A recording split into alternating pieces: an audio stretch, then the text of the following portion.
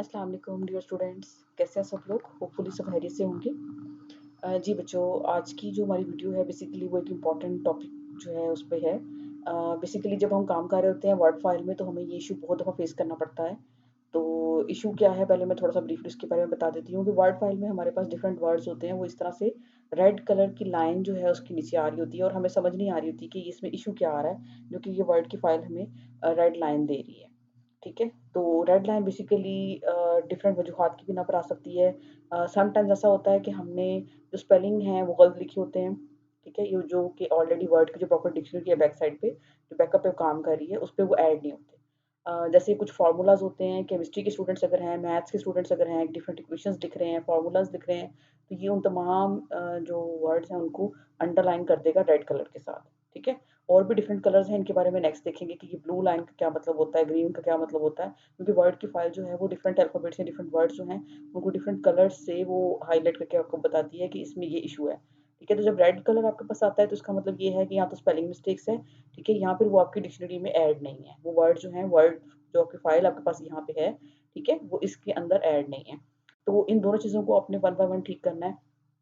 अगर आपके पास कोई ऐसा फ़ॉर्मूला है जो कि आपको लगता है कि ये जो फ़ॉर्मूला है ये मेरे काम पर्टिकुलरली काम से रिलेटेड है और अगर आप इसको देख रहे हैं कि ये अंडरलाइन है, आप राइट क्लिक करेंगे, ठीक है? तो ये आपको काफ़ी सारी यहाँ पे ऑप्शन देगा, ठीक है? अब आप अगर मुझे ये कन्फर्म है या किसी स्टूडेंट को जो भी काम कर रहे हैं उनको ये कन्फर्म है कि फ़ॉर्मूला यही है, ठीक है? ये एक्यूरेट है, ठीक है? तो उस सूरत में आपने इन ऑप्शंस को टिक नहीं करना, उस सूरत में आपने ऐड टू डिक्शनरी करना है। सो हमारी आज की जो वीडियो है basically add to dictionary option के बारे में है जो कि एमएस वर्ड में अवेलेबल है।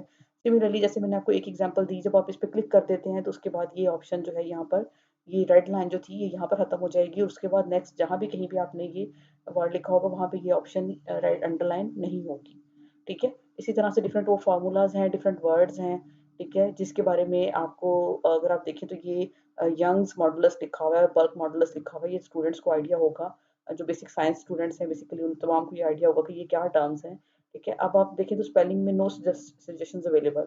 इसका मतलब है कि फ़ॉर्मूलाज़ तो ये जो सॉरी जो स्पेलिंग्स हैं ये तो ठीक हैं।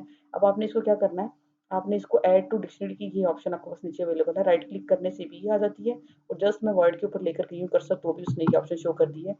राइट क्लिक किया मैंने अभी, तो राइट क्लिक करने में स्पेलिंग में ये नो सजेशन देगा और उसके नीचे हमारे पास एक ऑप्शन आ रही है ऐड टू डिक्शनरी, ठीक है? इसको आप इग्नोर ऑल करोगे तो ये इग्नोर ऑल में भी जाके खत्म हो जाएगा, लेकिन जब आप फाइल बंद करके दोबारा ओपन करेंगे तब भी ये दोबारा आना शुरू हो जाएगा। तो इसलिए इस बेहतर सोल्यूशन यही है कि आप इसको ऐड टू डिक्शनरी कर दें ताकि जितनी दफ़ा भी आपकी फाइल ओपन करें, ठीक है? तो आपको ये इशू जो है ये बार-बार रेड लाइन या इस तरह से शो ना हो, ताकि आपको क्लैरिटी हो जाए कि यहाँ तक आपका काम जो है आपने इसको ठीक कर लिया है। अब समटाइम्स ऐसा होता है कि कुछ स्पेलिंग्स ऐसे हैं, ठीक है? जो कि आप ये देखें तो बिहेवियर ऑफ मटीरियल में देखें तो ये स्पेलिंग और है, यहाँ पे नीचे स्पेलिंग और है। आपके सिस्टम में जो इंग्लिश लैंग्वेज जो है वो यूज़ की जा रही है, उसके हिसाब से अगर देखें तो इंग्लिश यूके में है या ब्रिटिश में है, जो भी एक फॉर्मेट आप ले लें और उस एक फॉर्मेट के मुताबिक जो भी आपने यहाँ पे स्पेलिंग रखने हैं आप वो रख के, ठीक है? यहाँ पे मैं इसलिए पर्टिकुलरली एक को चेंज नहीं कर रही, क्योंकि मोस्टली स्टूडेंट्स जब वीडियो देखते हैं तो वो कहते हैं कि मैडम ये जो चीज़ आपने इसमें बताई है ये तो ऐसे है, लेकिन ये तो ऐसे भी अवेलेबल है।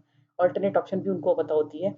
तो वीडियो में बताने का मकसद यही है कि जो भी अब मैं यहाँ पे इसको ठीक इसलिए नहीं करना चाह रही कि जो भी ऑप्शन आप उसको चूज़ करना चाह रहे हैं, यानी कि अगर आप यूके लैंग्वेज यूज़ कर रहे हैं या ब्रिटिश यूज़ कर रहे हैं, जो भी लैंग्वेज आप यूज़ कर रहे हैं उस लैंग्वेज के अकॉर्डिंगली आप इस स्पेलिंग को ठीक करें, ठीक है? और इसको ऐड टू डिक्शनरी जो है इसमें ऐड कर दें। जब आप इसको ऐड टू डिक्शनरी में ऐड करेंगे तो उसके बाद जो इश्यूज़ हैं आपकी इस फाइल में, वो इसमें ठीक होना शुरू हो जाएँगे, वो दोबारा आपको नज़र नहीं आएँगे। और रेड लाइन जो है ये आपके पास खत्म हो जाती है, ठीक है? तो इस तरह से जो बेसिक फ़ॉर्मूलाज़ हैं आप उनको ऐड टू डिक्शनरी करते जाएँगे, तो आपकी जो फ़ाइल है वो उसमें जो एरर्स हैं और उसमें जो इश्यूज़ हैं अंडरलाइन किए हुए रेड कलर के, वो ठीक होना शुरू हो जाएँगे। ये एक छोटी-सी टिप थी, होपफुली ये इंशाअल्लाह ताला ये आपके काम आएगी, करके देखिएगा। इसमें ये बताने का मकसद एक ये भी था कि चूँकि वो रेड कलर की लाइन दे रहा होता है, समटाइम्स बच्चे जब फॉर्मेटिंग कर रहे होते हैं, तो उनको प्रॉब्लम ये फेस करना पड़ता है कि ये रेड लाइन दे रहा था, तो ये ऑप्शन उसने दी थी। जैसे मैंने आपको वो ऊपर फ़ॉर्मूला था सीएओ वाला, ठीक है? तो उसको करके बताया था, तो उसमें लेट्स सपोज़ कि अब तो वैसे वो नहीं दे रहा, ऑप्शन नहीं दे रहा रेड में। तो इसमें स्पेलिंग मिस्टेक में देखें तो जब ये सीएओ जो फ़ॉर्मूला था बेसिकली जब इसको हमने ऐड टू डिक्शनरी किया था तो उससे पहले ये आपको ऑप्शन दे रहा था कि आप इस चीज़ को चूज़ कर लें। ठीक है? तो मोस्टली स्टूडेंट क्या करते हैं, उन ऑप्शंस को टिक कर देते हैं या उन ऑप्शंस को चूज़ कर लेते हैं। उससे ये होता है कि वो जो फ़ॉर्मूले की सेंस या जो जुमले की सेंस जो भी हम अपने मैथ्स के पॉइंट से, केमिस्ट्री के पॉइंट से, फिज़िक्स के पॉइंट से बताना चाह रहे होते हैं, इवन कि बायो यानी कि ज़ूलॉजी और बॉटनी के पॉइंट से भी हम समटाइम्स बोटैनिकल नेम लिख रहे होते हैं। हम समटाइम्स जैसे ज़ूलॉजी में बीटा की टर्म यूज़ की जाती है, बीटा थैलेसीमिया या समथिंग दिस।